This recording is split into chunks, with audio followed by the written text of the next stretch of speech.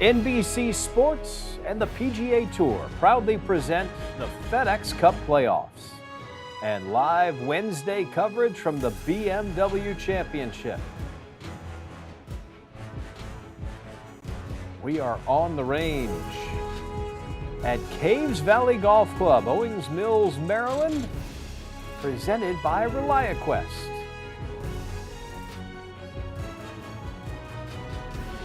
About 20 miles northwest of downtown Baltimore, Maryland, the Caves Valley Golf Club, carved into a nice side of a mountain, views every direction. It is gorgeous, wonderful respite.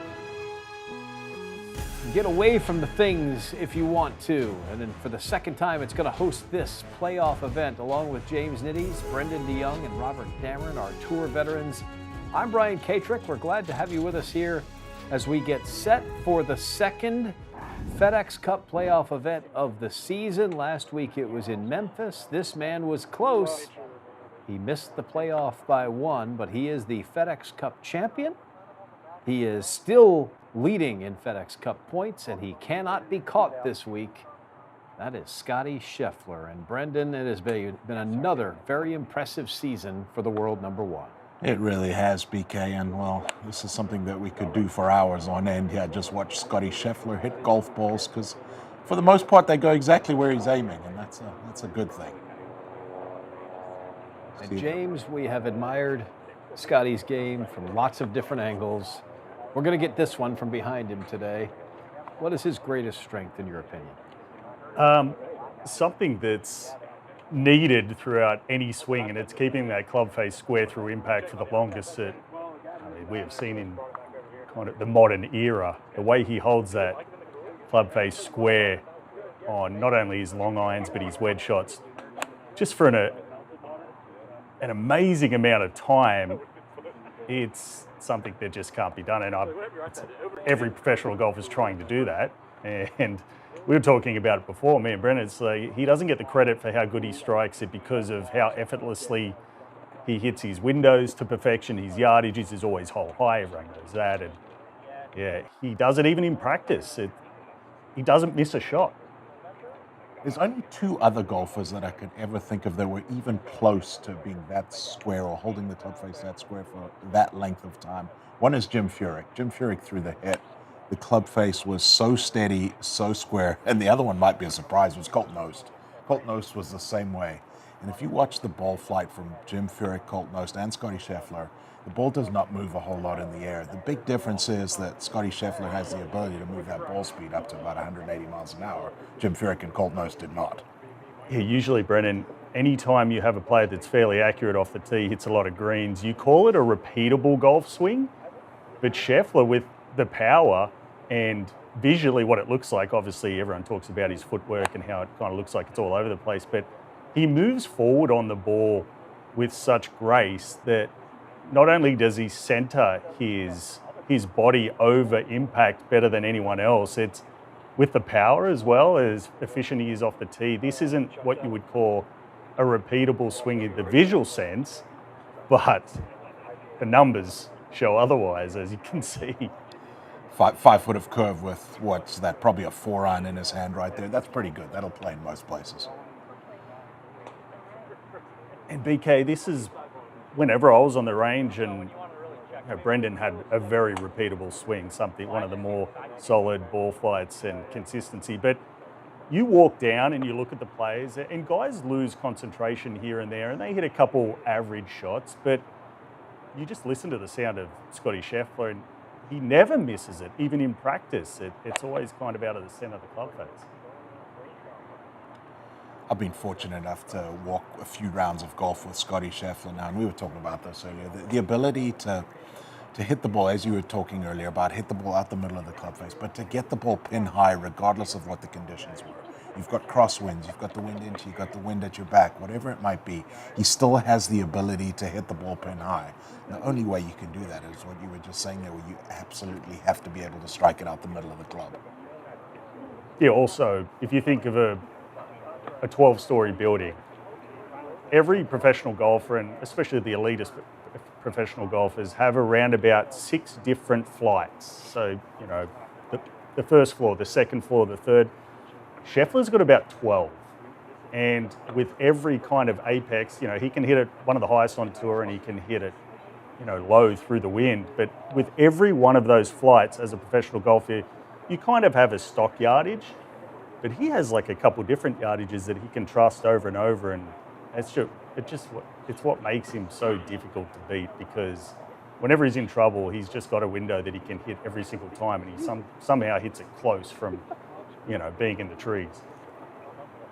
That's going to be something that man right there in the blue shirt's going to have to learn. The mood is light here. That is Michael Cromie, who is caddying for Scotty Scheffler this week. Ted Scott is back home in Louisiana, helping his family through a matter, and we wish the Scotts all the best. Thoughts and prayers to the Scott family.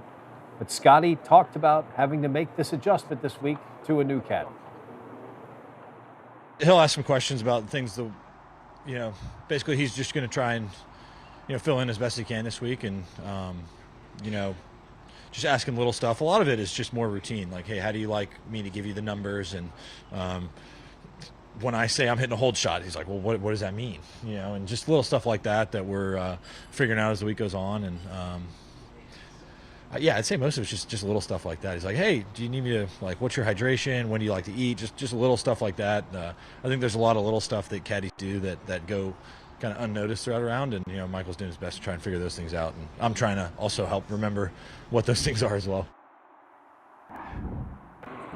So Scotty had Brad Payne pick up the golf bag in the emergency situation last week on Sunday. Brad Payne was the same gentleman that caddied last year at the PGA Championship on Saturday when Ted left to attend a graduation, something they had known for a long time. Brad is the chaplain out here on the PGA Tour. He and Scotty are very close. Michael Cromie there, the regular caddy for Chris Kirk, who up until very late on Sunday was going to be in this field.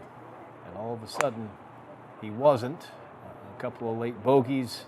Cromie's available, and Scotty makes this as the adjustment for the week. BK, I think caddying for Scotty Scheffler is almost like driving a Tesla when you have that button and you press the self-driving mode, except he's a self-driving Ferrari. Just keep it on the tracks. Learn some yardages. Sure, I'll be there. So I haven't told you this, so I got. That was an interesting point that gentleman just made. I would have too. He just came up. Michael Cromie caddies for Chris Kirk, who plays a predominant draw. Scotty, when he does move it, for the most part, has it drop down to the right. Michael Cromie's going to have some different start lines in mind. He's going to make that adjustment here this week. It's going to be an adjustment for both of these guys, but what James was saying there is spot on. I'm not doing anything Monday. I was like, it could be anybody. I was like, my registration holds up. Well, the mood is light. Yeah, the mood is light, and it will be an adjustment period, but what James was saying there is spot on. That of all the guys, it would be the easiest guy to make the move to caddy for. Scotty Scheffler would be it. Finally climbed the mountain last year and won the FedEx Cup by winning that Tour Championship. He was the leading points winner in 22 and 23 as well. Coming in, didn't close the door. He did last year in a major way, and he has kept the momentum going. Mathematically, he cannot be caught. 2,000 FedEx Cup points go to the winner this week. Everybody in the field is getting some points, and Scotty is more than 2,000 points in front of Rory. He's won a guaranteed of just over 20 million on course already this year, and then coming into the playoffs, he's guaranteed himself another 23 million. As you said there, BK can't be caught. He'll get another check at the end of this week for 5 million, regardless of where he finishes in the tournament. And he deserves it, especially with the season he's had. We should also mention our thoughts and prayers out to the Sepp Straka family. He is home and missing this week. He is also in line for that similar payout, but isn't here to defend it. So because he's not here, he could be caught and passed by several players as he comes into the week, number 5.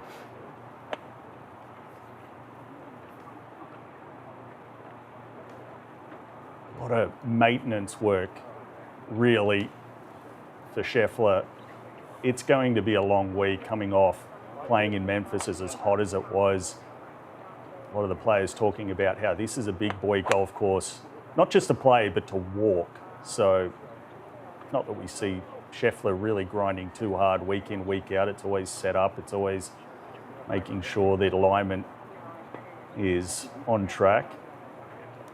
We've hit 3 drivers so far, and the biggest curve is 5 yards. So I'd say things are pretty good there. Not a whole lot to worry about as far as maintenance goes. But yeah, tough walk this week for the guys, and it's expected to be stifling hot from the entirety of the week. So yeah, you won't see a lot of grinding range sessions this week. This driving range is almost the high point of the property. There's a couple of spots over on the ridge on the back 9, but you can see how this cascades down toward the valley, and most of the front 9 is down there in that valley. And then you spiral your way down in, and then you have to walk your way back up. Look at Scheffler's last 3 starts at the BMW Championship. 2024, tied for 33rd. Remember, through the players this year, he'd only had 2 top 10s, and everyone was talking about how making ravioli at home could have cost some of the greatest form in the modern era, and how quickly that got extinguished over the following couple months. When there is certain Phil Mickelson that might have tweeted that Scotty Scheffler was not going to win this year, or wouldn't win before the Ryder Cup.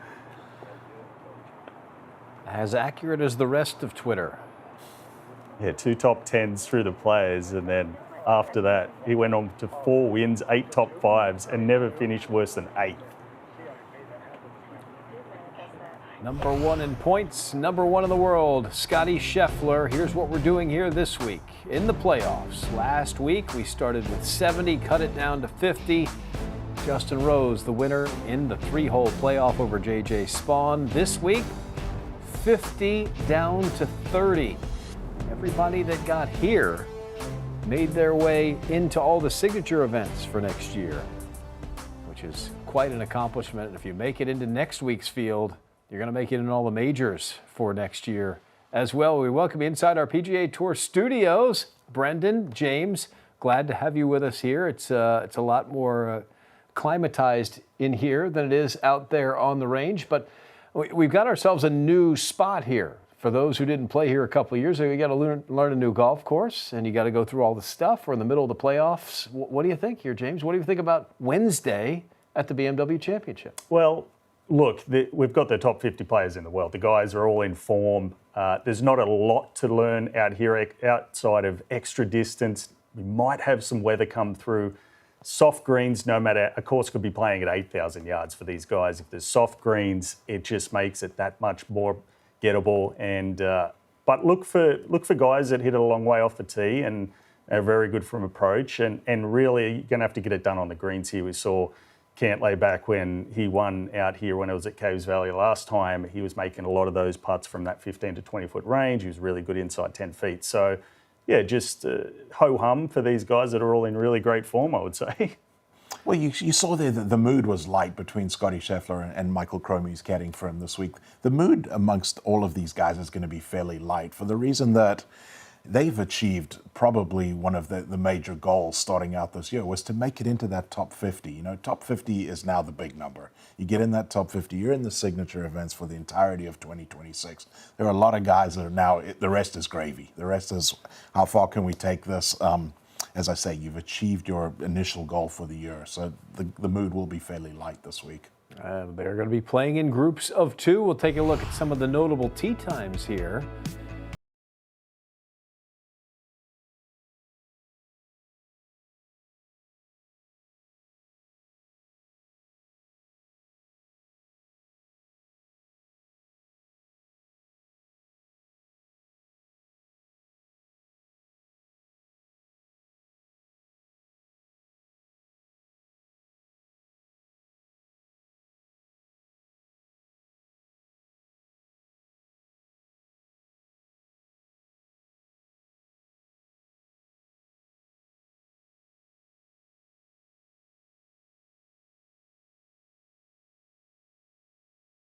Thomas at 127. When we come back, Ricky Fowler's on the range.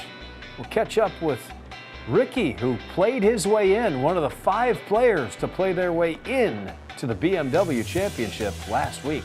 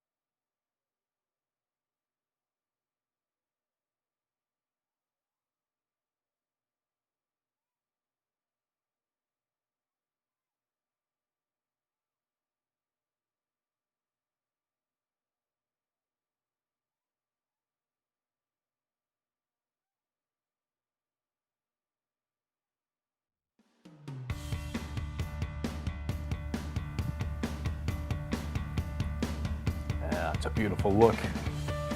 Not a bad spot there on the par 4 18th. That front right greenside bunker. There'll be people that get penalized by being in there and some that are going to get saved by that patch of sand. Robert Dameron is on the range with us here on the range at Caves Valley. Good afternoon, Robert. How are things? Good afternoon, gentlemen. Things are sticky. They're warm. There's some weather coming back here. Supposedly, it's already supposed to have been here. It might have just stalled out. Who knows? We're going to hang out here until it runs us off, though. But, you know, I've spent a lot of time on the range today, guys. I've talked to some of the guys. Like, what are you working on specifically for this golf course? Like, what's it going to take to play well to this golf course on this golf course? And they pretty much have said, you just got to hit the hell out of it. This is going to be so much longer a course than they had the last time in 2021 when they played here.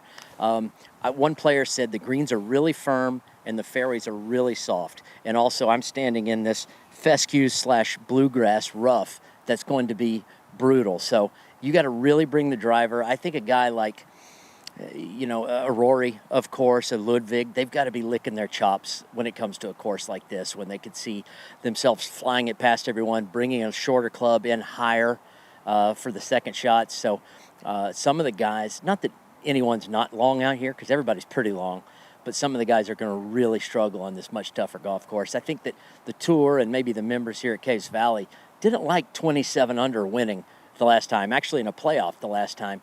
I think they set this course up and changed it so it just completely eats their lunch. Okay, can't wait to find out, Robert. Thank you very much. A 10-month restoration and renovation project here at Caves Valley, which has hosted some wonderful events over the years. First of all, we've eliminated a couple of par 5s, calling them par 4s. The first hole backed up 120 yards. Second hole, one of those converted holes. Took a bunker away at 11, and then 17. We showed you 18, but we've lengthened a par 3 by 60 yards. 60, you usually have to buy property in order to lengthen a hole 60 yards. It's downhill though, DK, so that's fine. 245 downhill, that's fine. You say so. What happened to the friendly handshake there? The first hole used to be 360 yards, now it's 480. Welcome to Caves Valley. It's a slap in the face now. Yeah. Ricky Fowler might have to find a different club in the bag for that 17th. Guys will have that in the back of their mind. Here is Ricky, and a great week last week, played his way in. 5 players played their way in. That's a pretty big move in the playoffs, and Ricky was one of them. Yeah, he did. He played really solid last week. And Ricky, we're seeing him hit some irons here, but this mini driver that Ricky's got in the bag has really been a good find for him. He's going to it a lot. We saw him wear that out last week in Memphis. It looks like it's the confidence that he's gained from that mini driver has kind of filtered through the rest of the bag. And he looks to be swinging the club with beautiful rhythm at the moment. You said it perfectly, BK. He's actually improved. I mean, Brennan, he's improved off the tee dramatically. He's always hit it long enough, and I think the mini driver, not only for Fowler, but for a lot of players on the PGA Tour in the last couple seasons have helped them just find the fairway a little bit more, and Fowler still hits it out there, and he's going to need to this week. And last week was a T6 after having not a top 10 since Memorial. To give himself this position and have a chance to get into the Tour Championship it's good momentum coming into a place like Caves Valley.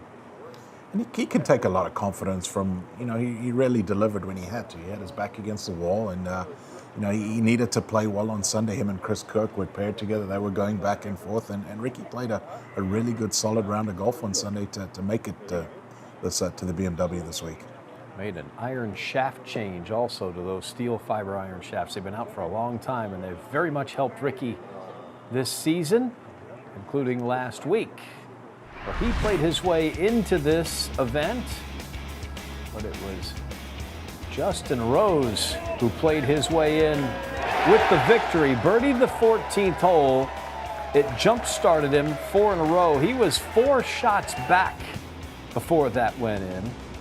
An improbable birdie look here at the 17th. A lot of break here. And that would be a 2-shot swing between he and Tommy Fleetwood at the 71st hole. And it put him in position to go to a playoff. And this on the 3rd playoff hole against J.J. Spaun. With Spaun in there closer, Rose, after a couple of short misses the first 2 times, they moved the playoff hole over here to this back right portion. And then Spaun to extend it to a 4th playoff hole. And with that, Justin Rose becomes the 3rd oldest playoff winner the PGA Tour in the 19-year history of the playoffs. And you saw the emotion there for Justin Rose. He improves on this resume, which James looks like a Hall of Fame resume to me. Well, it's debatable, isn't it? You've got a couple of those discussions going where does he need one more major? Does he need a Players? It's up in the air, but I tell you what, as far as doing it in your mid-40s where you had a runner-up finish at the Masters and now that victory, it was interesting. Had that putt on the 71st hole, that kind of slider from left to right. That's the exact putt he had to win the tournament. And J.J. Spaun there, his putt had to go right, so very interesting. But he talks about it, the longevity of the trailer that he has purchased, almost LeBron-like, where he spent over $1 million, it has to be, with cold plunge, sauna, right? Everything that he's traveling in, and he still swings it as hard as he did 15 years ago. He's got the same swing speed. He'll be in the merch store, and then he can go get Tee shot that he hit that everyone thought was in the water in Memphis, and it covers at 310. It doesn't go further with driver in the air with a pull. It usually falls out of the sky. So the fact that he's got that kind of in his arsenal and he looks great, he's in amazing shape, he still thinks with how good he is under pressure in big moments that he's got a lot left in the tank when it comes to winning tournaments. Brendan, this move is timeless. It really is, BK, and I want you to watch through the head here. Again, club face very square, and he works hard at not letting that toe turn over. He doesn't want to see the ball want to see the ball turning to the left, wants the ball, everything falling to the right at the moment. Earlier in his career, he used to play a big draw. Now he's worked really hard to straighten out that ball flight, neutralize it, and it's again one of those very, very repeatable golf swings.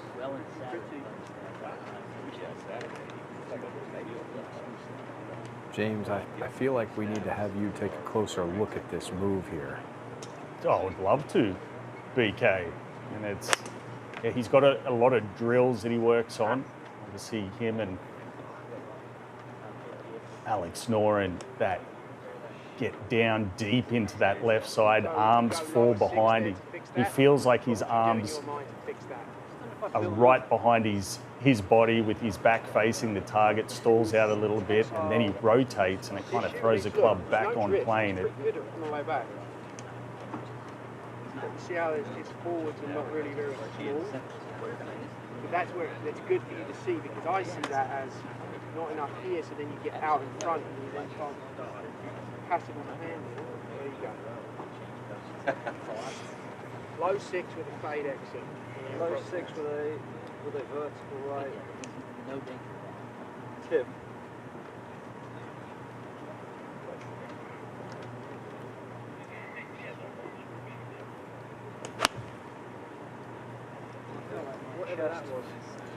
See, they're working hard with his coach, Mark Blackburn. And Rosie's one of those guys, he likes a lot of information. He wants as much information as you can give him, and then he will choose there how he wants to process it. Well, James, it looks like you're not the only one breaking down this swing. Mark showed him some video. What are we looking at here? Oh, you've got a swing from 2011, the BMW Championship. You can see already the difference in the way he stands a little bit more upright back in 2011 opposed to 2025. Now, you have to believe the body was a little different back then, had a little bit more speed when it comes to the movement in his hips. Let's have a look here, especially with where these hips point at impact, but we'll take it on the way back. And that left swing. Dragged it a little bit further on the inside and a more compact swing, a little shorter. You can see where his hips are there. On the way back, a lot more to, you can see what he likes to work on with his shoulders pointing, his back pointing to the target at the top. So now let's go on the way down. Actually, let's go to the other side on the way back. This is how we want the comparison. I like the spine angle here. You can see through the middle, a little bit more flexion in the hips, a little bit lengthier at the top of the swing. Still has that beautiful shoulder turn that he had back in 2011. That's a testament to him still working hard on his body. Now on the way back down, over on the left, see, uses the ground a little bit more, stands up out of it, clears those hips like most young guys do these days. Everyone on the PGA Tour, that's where they get the majority of their speed from. Now, I don't think his hips are as in great shape as they were back in the day. You can see just a little bit less on that right side, less pointing towards the target, but still using the ground beautifully here and keeping that spine angle. Look at that. That is tough to do, a lot of players, but he'll come up out of that on the through swing. And you'll see, this is actually a swing on the right from last week that he kind of saved it a little bit, and the one on the left, great rotation. Not a lot has changed over the years, and that's a testament to the longevity of how he works hard on his body. He's put on a lot more lean muscle. You can see a lot more compound lifts in the gym and still kept that speed right at around 114 miles per hour and back in 2011, and he's right there. And the drill that he is working on, if I just go through it, as Mark Blackburn was saying, and he's worked on this for years, is the feel he wants on the way down is to keep the club way behind him while he's getting deep into that left side. And it looks crazy with the amount it is inside on the way down, and then he wants to spin, he wants to rotate. And what he says it as is he kind of sees it as a boat and a skier. So you've got the boat, and then when the boat turns and uses the momentum of the skier kind of getting thrown out, that is him turning rotation towards a target, and he throws that club with that momentum, kind of slingshots it into place and on plane. And that's why we call it feel versus real, because it definitely doesn't look like that when he rehearses it, but when it's actually in action. In that just a long time here. Didn't open up enough. Yeah, but I've got to live somewhere. And I think that's a better living spot than The good thing is if you live, okay, so think of this a minute, just hypothetically. If you live there, that matches your tendency at times to roll over the top of the shaft, it's still functional. Yeah. If you get the other way, yeah, so I've got to live there, but yeah. So This is last week's winner. Could have been twinning today, bro. How you doing? all right, you? Blackie. What's up, baby? Hey, Charlie. Sean Foley. Yeah, BK, I would say this is a lot of analysis, but he does this every week. So the one thing, I'll finish it here, the one thing he doesn't want to do, sometimes he says he gets a little too into his left side early and the club gets a little far in front of him or outside his hands. So that's why he's trying to stay deep into that left side coming down. Showed you that video from 2011. That was when he won here 14 years ago. So that's the man that finished up top last week. The other battle, and we're going to have the same situation here this week. We'll have the battle at the top of the leaderboard. It may or may not include the bubble as well with the top 30. Ricky Fowler, one of the 5 players that were outside when the week started, that finished inside. And he squeaked in, moved 16 spots. That was the biggest move of the week from outside to in. Ricky Fowler and Robert Dameron reflecting upon last week in Memphis. So watching last week on Sunday, just from my couch, it was an emotional roller coaster. Were you paying attention to the number? You were on the bubble, out of the bubble, in the bubble. How were you emotionally during that final round? It was definitely stressful. I knew what I needed to do, and I knew that basically where I ended up was where I needed to be at least. Didn't have the front 9 I would have liked to get myself in a position to go try and win the tournament. So kind of had to change the outlook a little bit and play a little bit more for the positioning and making sure that we got here. So really just tried to wear out fairways and greens as much as I could on that back 9. And 10, I got a mud ball in the fairway, so it was just like, let's get this on the green somehow, hit a good drive on, 12 is probably one of the trickiest ones out there, but 13, the next one, I ended up in a sand divot, so it was just get it on the green. Nice to make birdie on 15, and would have been great to get one on 16, but 17, 18, I knew those were going to be a tough finish. Nice up and down, made a good par save on 17, and 18, not the one you want to finish on where you have to make par. After I hit the tee ball, ended up in a great spot, could just hit a full out wedge, which is great to that back left pin, and made it about as stress-free as I could. Yeah, it was very good. And what do you work on today? Because you got a whole different course. It's a very tough, long golf course here at Caves Valley. So what do you work on to prepare for that? Fairways are still a premium here. It's definitely a long golf course, but like kind of mentioned earlier, there's a lot of the holes are downhill tee shots, so probably in a way plays a little bit shorter than the yardage.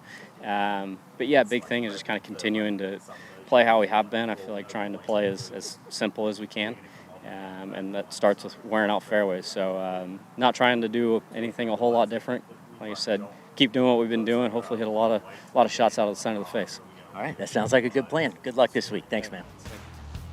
Yeah, it's pointing in the right direction. Keep going that way.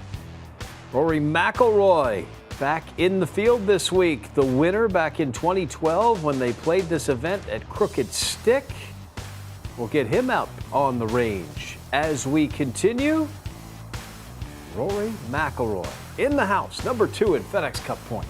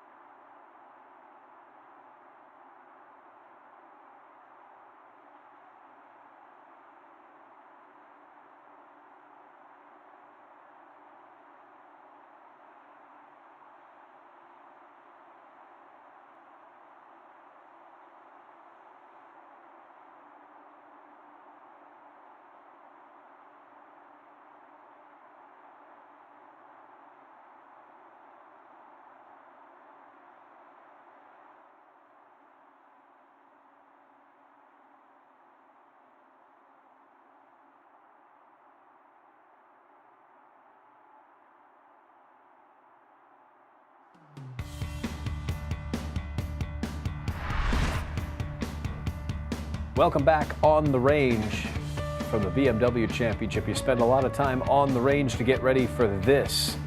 The par 4 18th hole here at Caves Valley. The hill on the left, the creek on the right. Danger all around. The tournament will be hanging in the balance by the time they get here. Time now for a closer look at the 18th hole at Caves Valley, presented by ReliaQuest. The right approach leads to improved outcomes. So here it is, 470 yards, plays a little uphill also here, Brendan. See some of the numbers. It's somehow better to be right than left. Yeah, somehow, because I guess those right rough there, you've got to miss that creek to get fortunate enough to be able to hit it on the green. But as you say, an uphill tee shot, and then a second shot that plays pretty distinctly up the hill, some 13 yards from the fairway. Well, you can see those numbers there. You want to hit it on the green. More than a half shot, James, if you miss the green. Doesn't matter where. It's more than a half shot. It's interesting. You see, if you hit the green, a lot of birdies being made, but because of it being quite a small target, especially that back section where it's almost a bowl effect. So if you do miss hole high around the green, difficult to get it up and down. But if you do find the green, you find yourself with inside 20 feet for birdie. See some of the numbers here. Toughest hole on the golf course last year.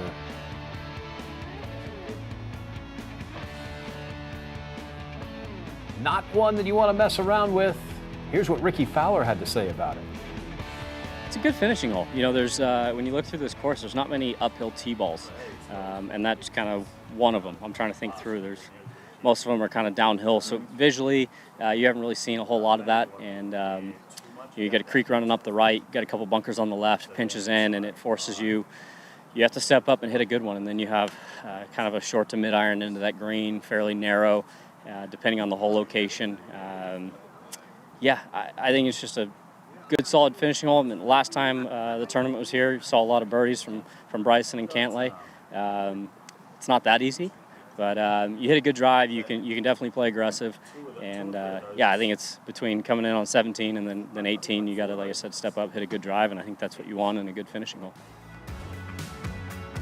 It's a long playoff for Patrick Cantlay, Bryson DeChambeau here back in 2021. Patrick finally found the formula there in the final round. You want to miss the fairway and hit the green. Apparently. We'll see about that this week, BK, but you were correct. Look at that. Just final round, you hit the fairway and then made birdie. 4 playoff holes. Patrick playing the hole 8 times for the week. Only 1 bogey. That's pretty nice. The ReliaQuest improved outcomes, and there he is. So he's not the defending champion of the event, but he's the defending champion here. The man with all the good feels, and he's working through some feels there, Brendan. He is, and James talked about it earlier when we were looking at Justin Rose's swing there, the real versus feel. And you can see that Patrick Cantlay, that rehearsal before he makes the swing there, he's really trying to feel like he's flattening the club out. Think of a Sergio Garcia, really flattening it out, trying to shallow it out through the strike. And then when we actually see him get up and hit the shot, there may be a little bit of that, but really it's not quite to the exaggerated extent that we see the rehearsal. See, they're really, really trying to get that feel like he's shallowing it out.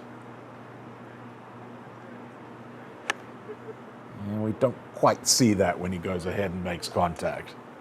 Exactly how you just said, feel versus real, because there is zero shallowing in the actual action shot of this. Definitely emulating the takeaway though. That motion there, it is almost like he's laying the club down like Sergio used to do. Sergio did do it. But watch again here. Patrick Cantlay not quite flattening it out to that extent.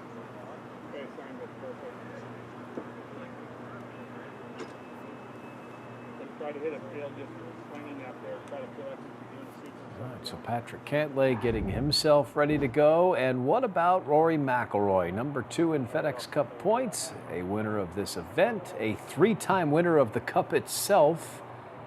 Did not play last week. He's told us he's playing a lot here in the next couple of months. Take a look at this move. Doesn't seem to have lost anything. I don't mind the decision, actually, considering you can't catch Scotty this week. You play, Memphis is a tough week as far as physical fitness goes, how hot it is, mentally draining. So with it being a big walk here, 7,600 yards, a lot of elevation, a lot of undulation, probably just thought playing 3 weeks straight in hot conditions, he just wants to be in prime form for the Tour Championship, so not a bad choice.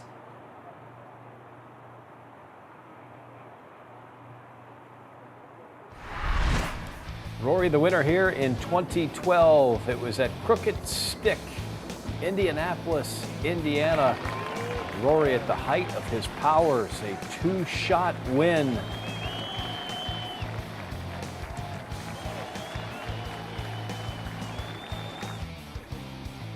Yeah, look at that.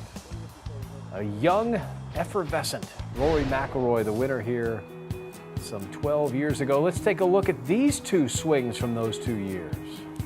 Well, one thing that has changed is there is a little bit more knee bend that we see here from Rory McIlroy nowadays. Was a little more upright here, but still very athletic posture.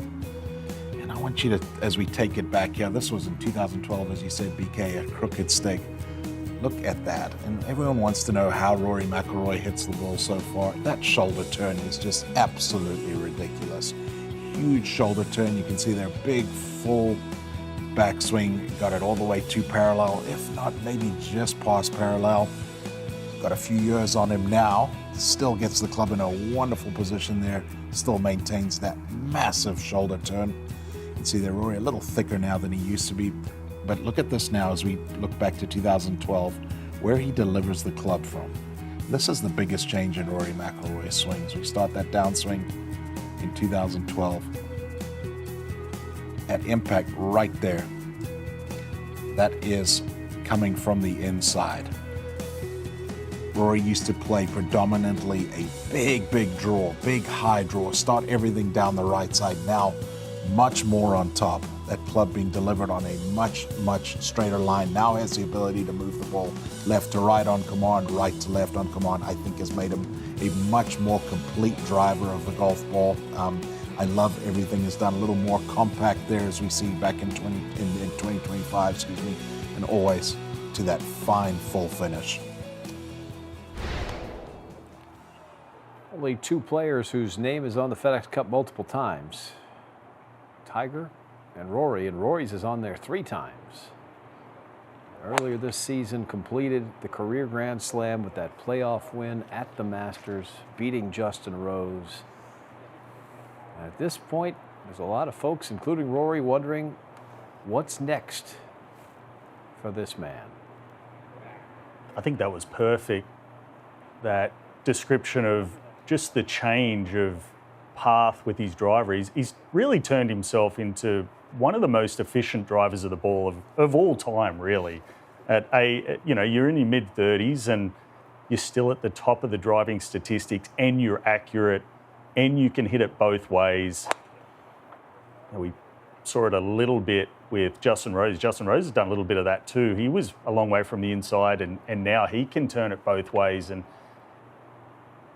stacked on the pounds, uses the ground a little differently. You could see squatting deep, moving more into that left side.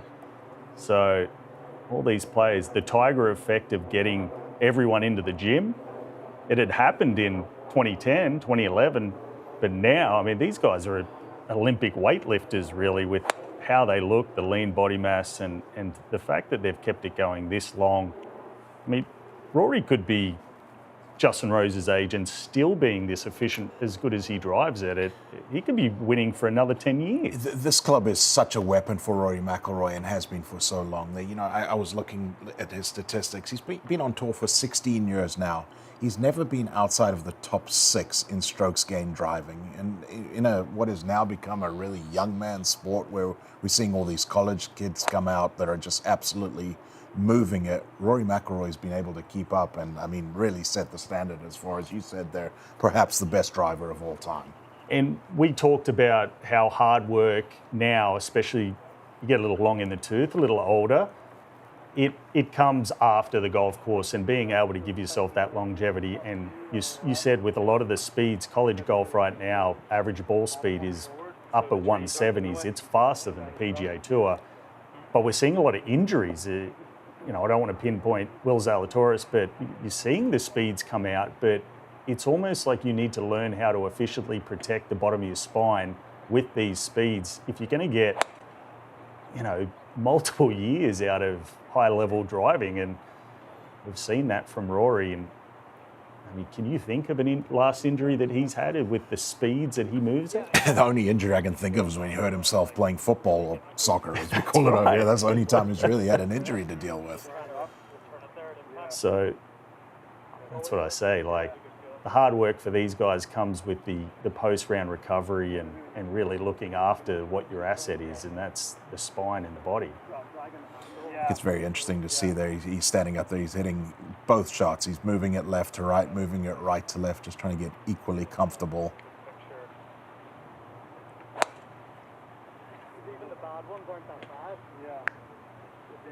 See him try to preset that impact position right before he takes it away. Rory plays with Scotty in the afternoon tomorrow. PGA Tour Live will start things off 9:15 in the morning. Brendan DeYoung and me will get you kicked off, and then Golf Channel coverage right here starting at 2 p.m. Eastern Time, just in time to get Scotty and Rory out there, Caves Valley, and see how the scoring is shaping up. Tommy Fleetwood, another close call last week. We'll get a look at his swing and see where Tommy stands when we come back.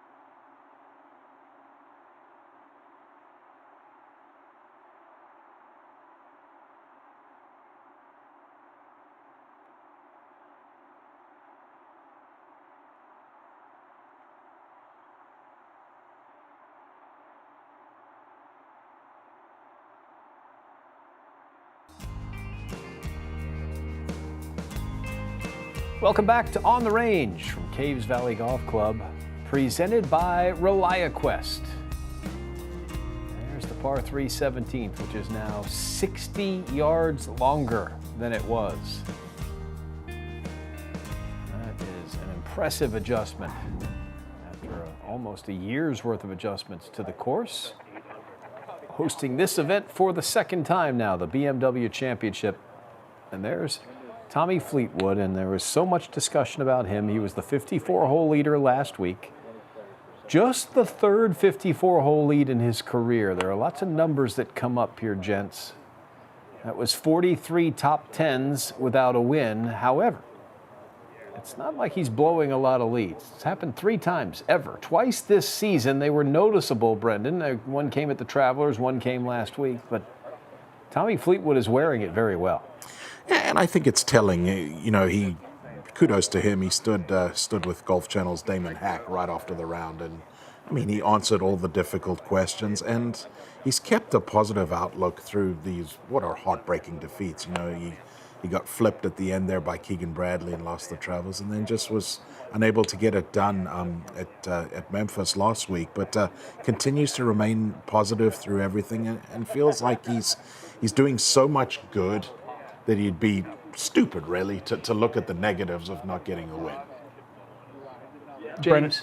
Brendan, I totally agree with you. I wish, and I'm sure his team is around him telling this, but when he's in contention, albeit final round, I wish he had that thought pattern where he's like, I've worked so hard to get to this position. I've won 8 times internationally. I've won big boy tournaments.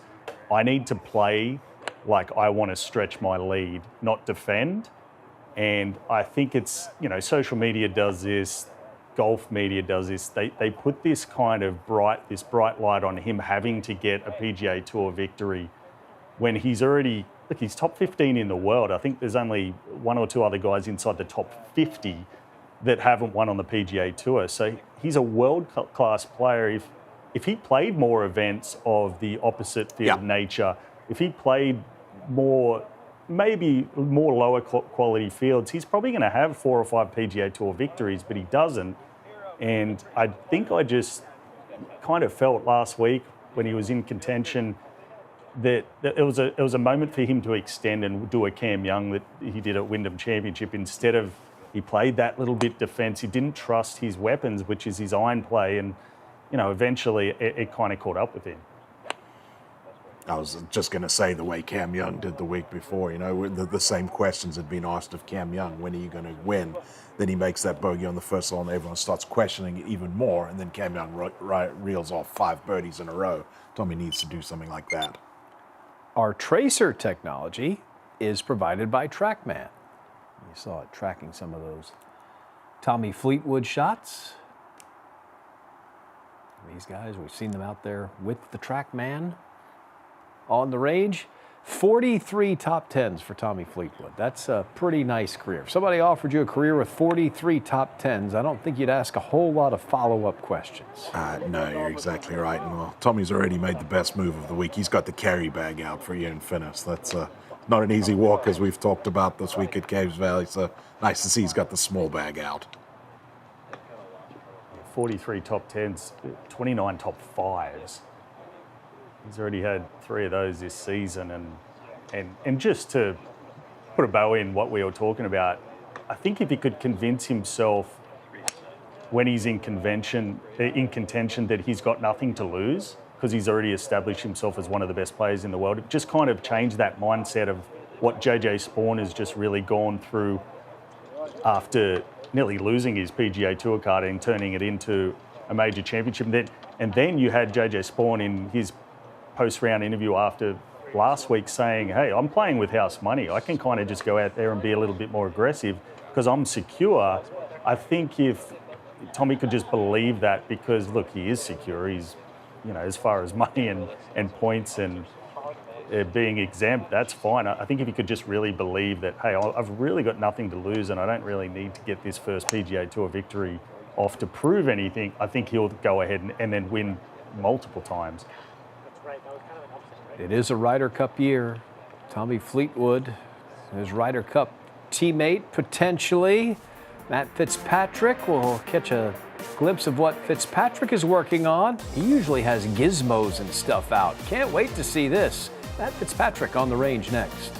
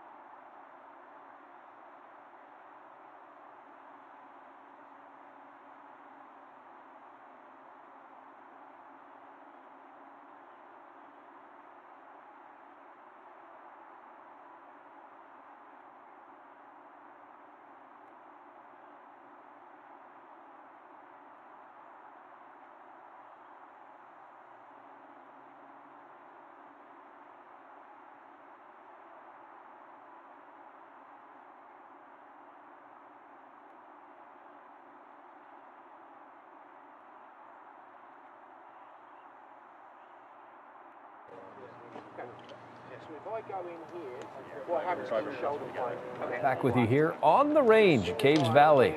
Opening round of the BMW Championship is tomorrow. Mark Blackburn is a busy man. There he is now coaching Matt Fitzpatrick, and it looks like he's going to hit a bucket. Real pickle at the start line. I think you've got to be mindful of it, just like when we started. Shoulder blade has to be steep. I think that might instantly help you, and it's also going to get your low point more in front of the ball, less of those ducky bats. I'm sorry, I just... No, you're okay. Just don't do it again. No, because I feel like since it's obviously been harder of late to just cut it. But that's going to put the club more in front of you, and it's going to at the top, right? Because if this is here, that gets more of this. It's harder to get the direction more to the left with an iron. So do you want more over it? Is that what you're saying? You just give me a steep shoulder plane to the top in your interpretation of that. Yes. You've done this at Harvard. That's what I'm saying, but I think that's going to clean the strike up in the start line immediately, and then you're...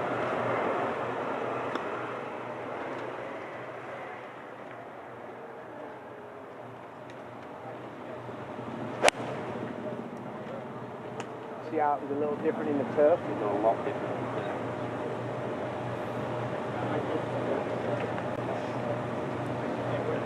Here we go again, James. Feel versus real. Blackburn wanting Fitzpatrick to feel a little steeper. Yeah, you've got two of the most analytical people on the PGA Tour as in Matt Fitzpatrick and Mark Blackburn, and it needs to feel right, especially I think what these two have been working on. He wants to rediscover his fade. He just said, I'm finding hard to cut it. Less going on, it takes care of more pieces. Yeah. And then another thing that Mark Blackburn's talked about with Matt Fitzpatrick is his arms are very long for his body type. So trying to kind of retract them and adjust the swing radius is kind of what they've gotten into. Look, there's a lot of big words there. I would have no clue what I was doing if I had that thrown at me, but this is Matt Fitzpatrick. He wants to know everything. Got a golf lesson going on here. I love it. They're about to run out of balls. I know where they can get another bag, PK. Maybe several more bags. It's very weird to think, though, that feel how it's like. Mark Blackburn's always said that he's trying to get his swing to suit his body. So do a practice, overdo one a minute. No, you're good. I just want a video. He sees it. He retracts his arms a little bit there, and then he tries to bend over and keep that throughout the swing. Feel, don't hit it, but just overdo it. Yeah, really good. Okay? Yeah. And Brendan, that's a connection thing too. We've seen Fitzpatrick with that ball between his arms, certain swing drills that he's used in the past. To be honest, I thought too. What do you want? What is that? Your voice here? Yeah. Just think that's the strike. In New York? How much this is a much better drive like this. This is causing us our problems. And I thought when I was saying to you, take it down, that just feels like Get interview, it'll be with you, Rob. Okay, that's correct. I thought you meant Westchester. I feel like it would be. I'm talking about Trenton. Oh, that Yeah. That's what I mean. That's what I mean. Whereas, like, if you go, if I went like that, and just went, you'd be like, oh right, that makes sense. What's underneath it. So I think one of the drills I was doing is club across your shoulders like this. I'll be trying to make sure that my shoulders are pointing more down. I don't want any of this. And that's the other reason when you're over here, you're going to do that as a reaction as opposed to here, but the right shoulder where your left shoulder was. That's also going to help your swing direction. Full-on golf lesson going on here on the range. And not a lot of players would have this much analysis at the BMW Championship, but this is how these two are. Very analytical, want to know everything, want to know how it works. We may have to send Robert Dameron in there to find out what is going on there. They did find a couple of extra golf balls. That's good. Get a look at what Justin Thomas is doing as we continue on the range from the BMW Championship.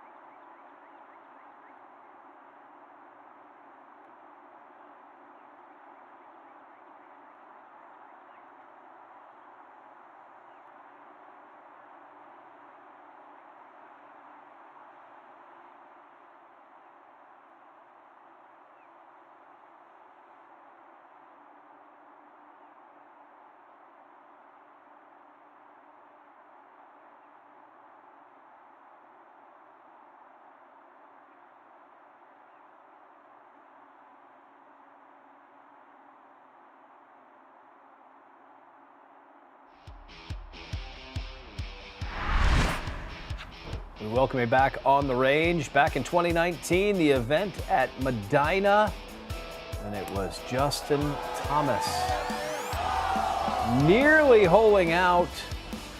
A little foreshadowing as the man he was battling down the stretch was Patrick Cantlay. And JT would wind up winning by 3 shots. Get the old Western Golf Association Western Open trophy. Patrick Cantlay would recover. He would wind up winning twice in a row right after that. We've got 5 of our past champions in the field here at Caves Valley this week,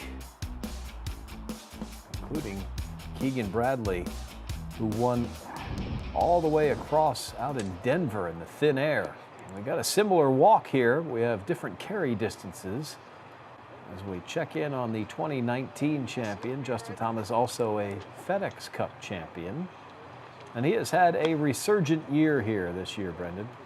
Yeah, he really has, BK. Starting to play some of the golf that we expect from Justin Thomas. Nice to see him back in the winner's circle there at RBC Heritage. And he's starting to look very, very comfortable again. He's spoken openly about wanting to get back to the top of the game, and all the standard that Scotty Scheffler has set for everybody. They realize that it's going to take some very special golf, and Justin Thomas is continuing to work hard to try and get to that. Brendan, you know what I think it is that is turned around a little bit more of that momentous season for Justin Thomas, and you said it before, it's the mini driver. Thomas has never ever in his entire career been inside 130 in fairway accuracy on the PGA Tour, which is 130th that's not good. Yep. And we all talk about how good he is from the fairway. There was a couple things I was thinking. I would love to see him go to try to hit it one way off the tee if he wants to find fairways, or put a mini driver in. And straight away we saw the success earlier in the season, paired with him putting well this season. Sure. But yeah. But he increased his fairway accuracy, give him a chance to have that weapon of iron play in his hand a little bit more, and straight away you saw the bounce of the season. And no one was really talking about it, but I thought it was a great addition to his bag. It's pretty good stuff. We'll see if Justin continues that.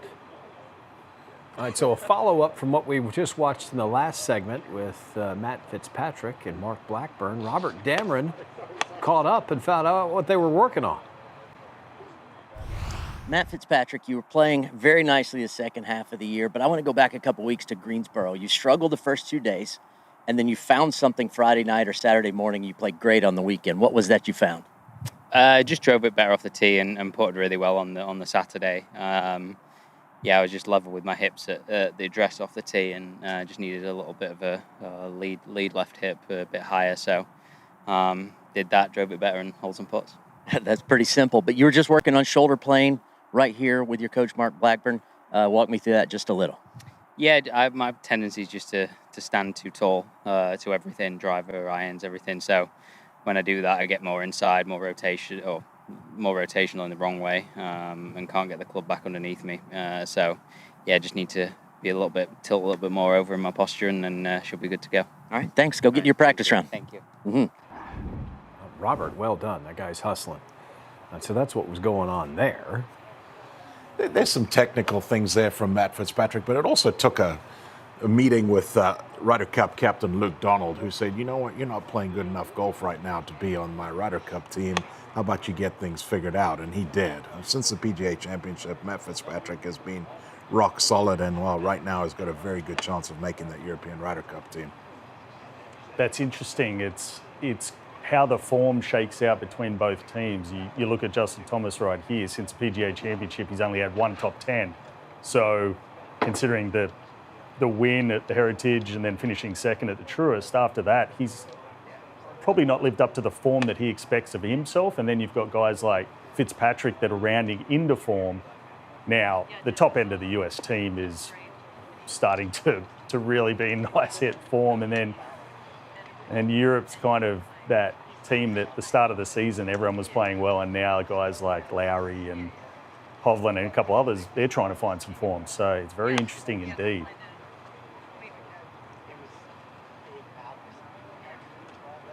It is going to be quite the battle. That's for sure. Well, we have 5 past champions here of this event. We also have 6 past FedEx Cup champions, including Rory's 3 FedEx Cups in this field this week.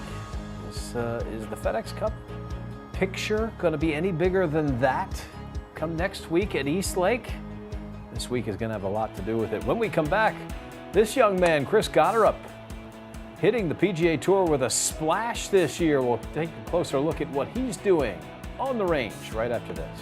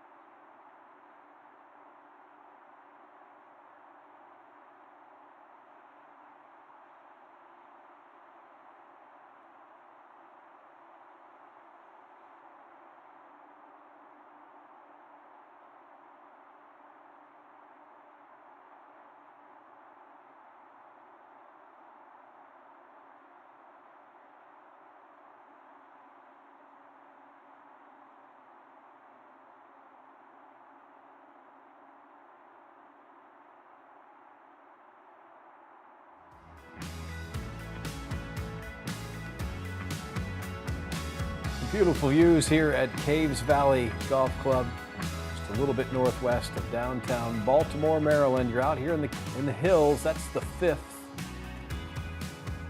and lots of fall off in the background as well. The clubhouse is up on top of the property. The rest of the holes cascade around, and that is also up here at the top of the property. Chris Gotterup, a multiple PGA Tour winner. A guy that puts a charge in the golf ball. He's here inside this top 50.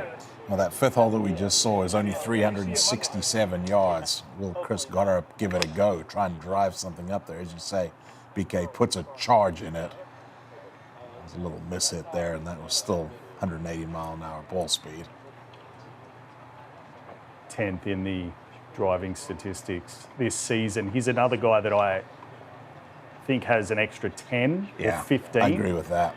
Because he's got a flat ball flight. So it's not like a Rory where Rory's +5 angle of attack hits way up on the ball, optimizes spin, everything. I think Gotterup's more of a, I'm going to cover the ball, try to hit a little bit more fairways with my speed, and it's a long way. Gotterup coming in 26th. And remember, 5 players fell out from inside the bubble last year, or last week. So he is not safe. What he hopes is that the top of this leaderboard this week is everybody in front of him and nobody behind him, and that he's up there. A win would just take care of business. That would take care of a lot of things. And just keep an eye, James, on this left hip, how much he clears it, just gets out of the way. So much speed in the hips there. It gives himself a lot of room to hit the ball, loves to move it left to right, and I agree with you. I think he's got an extra gear or an extra couple gears in there when he wants. And you said it, that left hip, he almost sets up open to the ball too, so he presets that kind of impact position. He does it a lot with his wedges, but this, you can see it just slightly open. Now, yeah, you can all try that at home, but you need to have flexibility in that right hip and that kind of right spinal area, because you need to still get that rotation on the way back, because it's restricted if you set up open to the ball. So, obviously, a very powerful player. I remember when he came out as an amateur and he contended in the John Deere, and I think it was a 3M Open. He played with Cam Champ, and he was hitting a 10 by him. I'm sure Cam Champ, one of the longest of all time, was sitting there going, who's this young guy? Yeah, he's not used to being outdriven by too many guys out there. Chris Goddard coming in 26th. We'll keep an eye on him this week. Robert Dameron hustling. He has run over to the other side of the range and caught up with Xander Schauffele. Xander, I was paying attention. You started over on the chipping green. You started one spot, went all the way around the green, hit different shots, and kind of ended up almost in the exact place you started. What was the plan over there? Yeah, just, you know, depending on rain and certain conditions, the grass is really pure in certain spots, and I think that spot I ended up in was kind of where a lot of guys walk or stand, so it firmed up a little, and I think I'm just trying to get as many different lies just like the golf course. Well, yeah, there are a lot of different lies out there, and it's a different course this year as it was when you played in 2021. It was a birdie fest. Do you think it's going to play totally different or kind of the same? Totally different. Yeah. Yeah, I think the members were on a mission to make sure 27 under wasn't going to be a playoff, and I would say mission accomplished. Oh yeah, I've heard it's very, very long. And lastly, I'll let you get started. Are you more of an golfer who can act, or an actor now that's a pretty good golfer? I'm just trying to be a pretty good golfer. Start there. So far, so good. All right, keep it up. Thanks, man. Xander Schauffele starring in Happy Gilmore, too. I mean, just stole the show, James. I'm not going to say he's lying, but it made me laugh a couple times. Probably didn't have to learn too many lines. There was a follow-up line also. He had a second one that was just as good as the first one. You'll have to check it out. You saw the cut streak, but I think Xander's happier about this one over here. He is a closer in these FedEx Cup playoffs. I don't think he's going to miss the cut this week, BK. Go ahead and extend that one. Xander Schauffele learning the new Caves Valley. They have done a lot of work here, made the golf course tougher, and he is going to go ahead and counter by making himself better. We'll catch up with Xander Schauffele. Check out his range session here. We'll catch a little more of that as we continue. Xander Schauffele on the range, the BMW Championship next.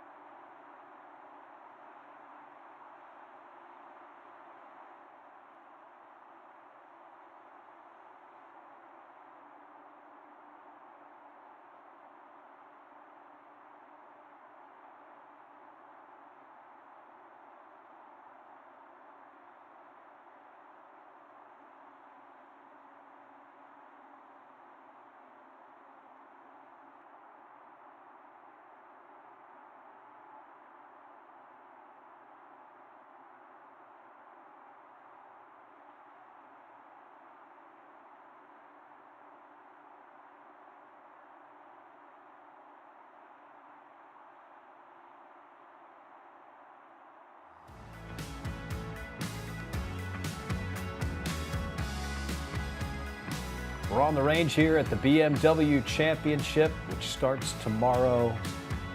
We are glad to have you with us here.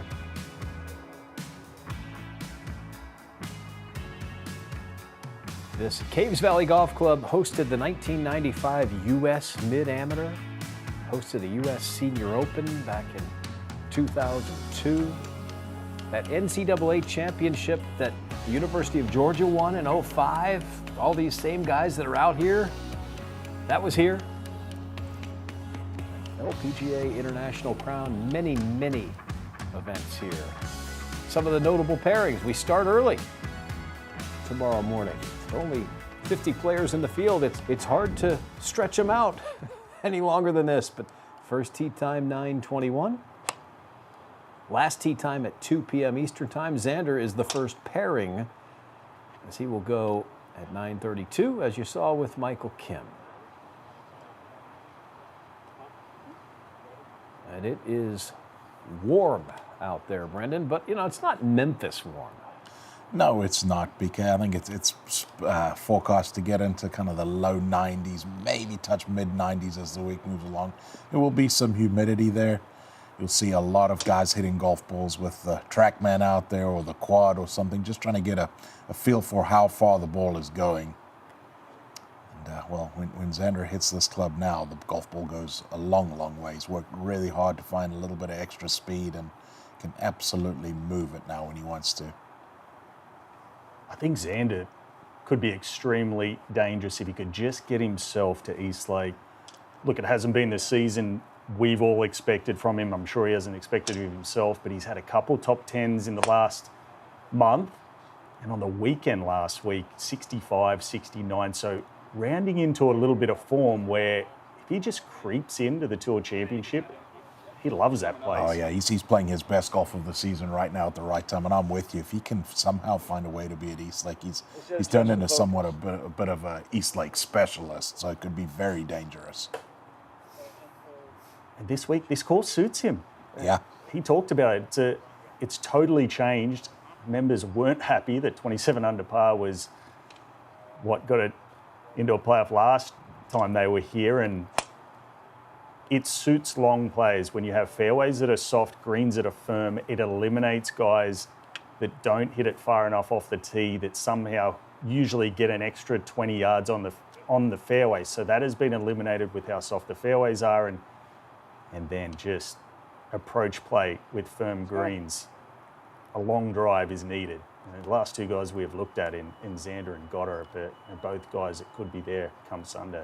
Yeah, and he's finally starting to drive the ball like we expect from Xander Schauffele. Really struggled early in the season, and you've got to believe a big part of that was coming off that injury. You never know how your body's going to react, but struggled with a left miss early in the season. Seems to have straightened that out. Still the strokes gain numbers not great off the tees, outside the top 100.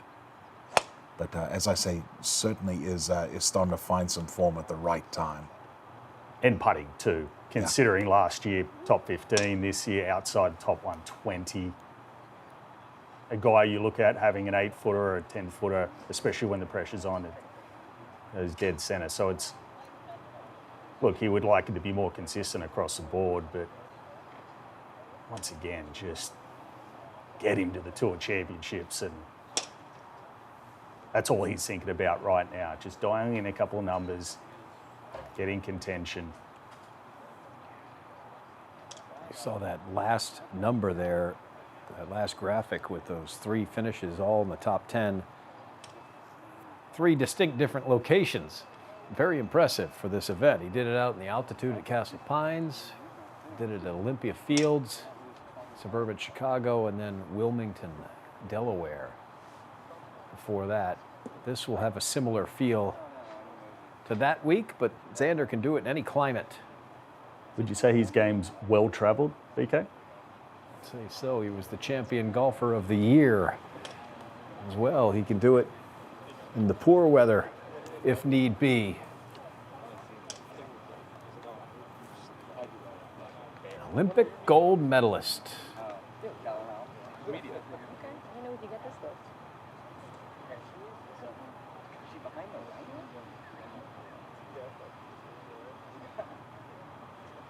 Love his whip on the way back. He creates that power with that shoulder turn. the common theme that we've seen with everybody here is that ball speed is over 180 miles an hour. So we come inside our studios here as we're running out of time here. The BMW Championship's going to start before you know it. Xander, one of the favorites. It is a tough golf course. The tougher the better for you, I know, Brendan. Who do you have at the top of your sheet? Honestly, Bicky, I don't think you can look much past Scotty Scheffler. There's nothing that shows that he's slowing down at all. You know, was there right to the end of the fight last week, finished one shot outside of that playoff. You'd do really well to persuade me to bet on anybody else. I think that's week in, week out. It's easy to go out on that sturdy branch that Brendan just went on and picked Scotty Scheffler. I think this play suits Rory. I know he just had a week off, but as far as he hits it, you kind of need to work with your apex coming into these firm greens. Another thing Scotty Scheffler's great at. But I would think the guy we just had on our camera, Xander Schauffele, rounding into a little bit of form, 2 top 10s. He's only had 3 this season, so 2 in the last 3 weeks. Wouldn't be surprised to see him up there either. Cannot wait. 50 players invited. 49 will start. Start bright and early on Thursday morning. Our Golf Channel coverage right here at 2 p.m. Eastern time tomorrow. No cut in the event. Players just jockeying for position. FedEx Cup points, and there's a huge FedEx Cup points bonus payout at the end of this week. Also, thanks to Robert Dameron on the ground, Brendan DeYoung, James Nitties, and everybody who is on the program. I'm Brian Katrek, our entire hardworking crew. Glad you could join us here on the range from the BMW Championship.